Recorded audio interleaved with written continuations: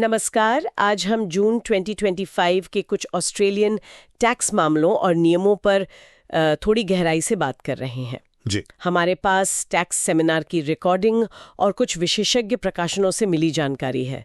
कोशिश रहेगी कि इनमें से सबसे जरूरी बातें निकलकर सामने आए। बिल्कुल। तो चलिए शुरुआत करते हैं। एक काफी दिलचस्प मामला है जमीन के विकास से जुड़ा हुआ। हाँ, मोर्टन केस।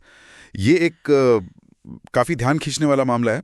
इसमें एक परिवार था, उनकी खेती की जमीन थी। अच्छा। उन्होंने उसे खुद ही विकसित करके बेचा, मतलब किसी भारी डेवलपर को नहीं दिया। ओके, खुद ही किया सब कुछ। हाँ, अब टैक्स ऑफिस यानी एटीओ, उनका मानना था कि ये तो भाई एक व्यापारिक गतिविधि है, तो जो भी मुनाफा हुआ उस पर टैक्स लगना चाहिए। और परिवार का क्या कहना था? परिवार कह रहा था नहीं, ये व्यापार नहीं है, ये तो हमारी पुरानी संपत्ति थी, हमने बस उसे बेचा है। तो कोर्ट ने क्या कहा? मतलब क्या आधार माना कोर्ट ने? देखिए, फेडरल कोर्ट ने इसे स्कॉटिश ऑस्ट्रेलियन माइनिंग केस जैसा माना। उस पुराने केस में यह तय हुआ था कि अगर मुख्य उद्देश्य अपनी संपत्ति को बेचना है, न कि जमीन खरीद फरोख्त का बिजनेस चलाना, तो वो व्यापार नहीं है। अच्छा। तो कोर्ट ने कहा कि यह संपत्ति का महज एहसास या मियर रियलाइजेशन है। मतलब परिवार सिर्फ अपनी संपत्ति की कीमत वसूल रहा था, भले ही उन्होंने उसे विकसित करने में काफी मेहनत की हो। हाँ बिल्कुल, भले ही उसे उद्यमशीलता से किया गया हो। और क्योंकि यह जमीन कैपिटल गेन्स टैक्स सीजीटी लागू होने से पहले की थी, प्री सीजीटी, तो इस पर कोई टैक्स नहीं लगा। लेकिन कहानियां खत्म नहीं होती। टैक्स ऑफिस अपील कर सकता है और यह मामला हाईकोर्ट भी जा सकता है। क्यों? ऐसा क्यों? क्योंकि ये विटफोर्ड्स बीच वाले मामले से थोड़ा अलग है, जहां विकास को एक प्रॉपर लाभ कमाने वाली योजना माना गया था। तो ये दिखाता है कि जमीन विकास पर टैक्स की स्थिति अभी भी मतलब थोड़ी अस्पष्ट है। वाकई दिलचस्प है कि कैसे एक ही जैसे दिखने वाले मामलों में नतीजे अलग हो सकते हैं। अब एक दूसरे तरह के मामले पर आते हैं, काम से जुड़े समझौते, सेटलमेंट्स। हाँ, एक्सआर केस। ये भी एक काफी आम स्थिति है। देखिए, एक कर्मचारी है, काम का माहौल खराब है, तो वो नौकरी छोड़ देता है जी। और उसे एक समझौता राशि मिलती है, एक सेटलमेंट अमाउंट। इस खास मामले में जो एग्रीमेंट था उसमें भुगतान को 2 हिस्सों में दिखाया गया, नोटिस के बदले वेतन और एक अनुग्रह राशि, मतलब एक्स ग्रेशिया पेमेंट। ठीक है। तो टैक्स का क्या हुआ इसमें? यही पर पेच आया। टैक्स ऑफिस और फिर बाद में ट्रिब्यूनल यानी एएटी, दोनों ने माना कि ये दोनों ही राशियां असल में रोजगार समाप्ति भुगतान यानी ईटीपी हैं। यानी टैक्सेबल। हाँ, यानी उन पर टैक्स लगेगा। और सबसे जरूरी बात ये थी कि समझौते के जो कागजात थे उनमें कहीं भी ये साफ तौर पर नहीं लिखा था कि ये भुगतान खास तौर पर उत्पीड़न या हैरेसमेंट के हर्जाने के तौर पर दिया जा रहा है। तो वजह साफ नहीं लिखी थी। बिल्कुल। ट्रिब्यूनल ने साफ कहा कि देखिए, आप समझौते पर दस्तखत करने के बाद पीछे जाकर ये नहीं कह सकते कि अरे नहीं, ये पैसा तो उस चीज के लिए था। जो लिखा है वही माना जाएगा। ये केस दिखाता है कि सेटलमेंट एग्रीमेंट साइन करने से पहले टैक्स सलाह लेना कितना जरूरी है। सच में दस्तावेज ही सब कुछ है, ऐसा लगता है। अच्छा, अब जरा काम करने के बदलते तरीकों पर आते हैं। जी। वर्क फ्रॉम होम के खर्चे, खासकर कोविड के समय में ये बहुत बड़ा मुद्दा था। बिल्कुल बिल्कुल। और इसमें हॉल केस काफी अहम है। इसमें एक एबीसी का कर्मचारी था। विक्टोरिया में कोविड प्रतिबंध लगे थे और उनके एम्प्लॉयर ने भी निर्देश दिए थे, तो उन्हें घर से काम करना पड़ा। हाँ, ये तो बहुत लोगों के साथ हुआ। तो उन्हें न सिर्फ बिजली, इंटरनेट जैसे जो अतिरिक्त चलने वाले खर्चे थे, रनिंग कॉस्ट्स, वो काटने की अनुमति मिली, जो कि सामान्य है। हाँ, वो तो मिलता ही है। लेकिन उन्हें अपने घर के किराए जैसे अधिभोग लागत यानी ऑक्यूपेंसी कॉस्ट्स का भी एक हिस्सा काटने दिया गया कि उनका घर अब सिर्फ रहने की जगह नहीं रह गया था। प्रतिबंधों और निर्देशों के कारण वो उनका मुख्य कार्यस्थल प्रिंसिपल प्लेस ऑफ वर्क बन गया था। अच्छा, ये मुख्य बात है, प्रिंसिपल प्लेस ऑफ वर्क। जी।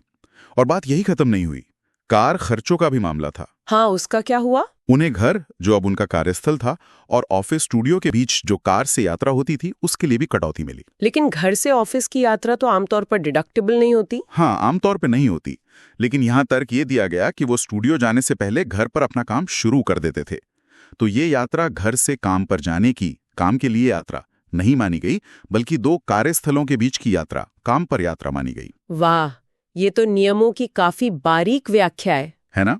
ये दिखाता है कि कैसे खास परिस्थितियां जैसे कि कोविड नियमों की व्याख्या को बदल सकती हैं। सही बात है, बदलते माहौल के साथ नियम भी बदल रहे हैं।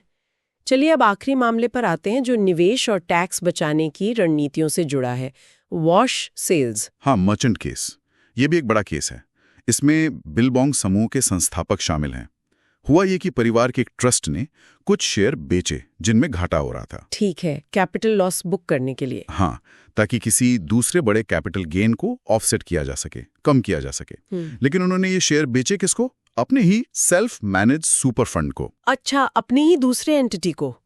तो टैक्स ऑफिस ने इसे क्यों रोका? अगर शेयर दोबारा खरीदे नहीं गए तो ये वॉश सेल कैसे हुई? यहीं पर टैक्स ऑफिस ने पार्ट IVA नियमों का इस्तेमाल किया।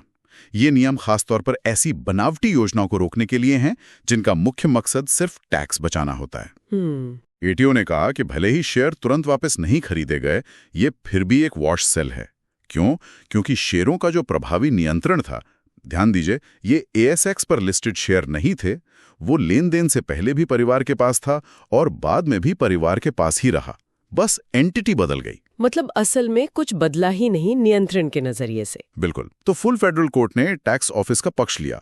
अब ये मामला भी हाई कोर्ट जा सकता है और ये वॉश सेल नियमों पर, खासकर जब संबंधित पक्ष शामिल हों या गैर सूचीबद्ध शेयर हों, एक बहुत महत्वपूर्ण नजीर बन सकता है। तो कुल मिलाकर आज हमने कई अहम बातें देखी। जमीन के विकास पर टैक्स की स्थिति काफी हद तक तथ्यों पर निर्भर करती है और उसमें अनिश्चितता भी है। हाँ। समझौतों में, वो चाहे रोजगार के हों या कोई और, शब्दों का चुनाव और दस्तावेजीकरण बहुत मायने रखता है। बिल्कुल सही। वर्क फ्रॉम होम के नियम भी विकसित हो रहे हैं, खासकर जब घर ही आपका मुख्य कार्यस्थल बन जाए। जी। और टैक्स बचाने के लिए जो जटिल व्यवस्थाएं की जाती हैं, जैसे वॉश सेल्स, उन पे नियम काफी सख्त हैं, खासकर अगर संबंधित पक्ष शामिल हों और असल नियंत्रण ना बदले। बिल्कुल। ये सारे मामले टैक्स कानून की जटिलता दिखाते हैं और ये भी कि कैसे हर मामले के अपने तथ्य, अपनी परिस्थितियां, कागजात और यहाँ तक कि लेन देन के पीछे का इरादा नतीजों को पूरी तरह बदल सकता है।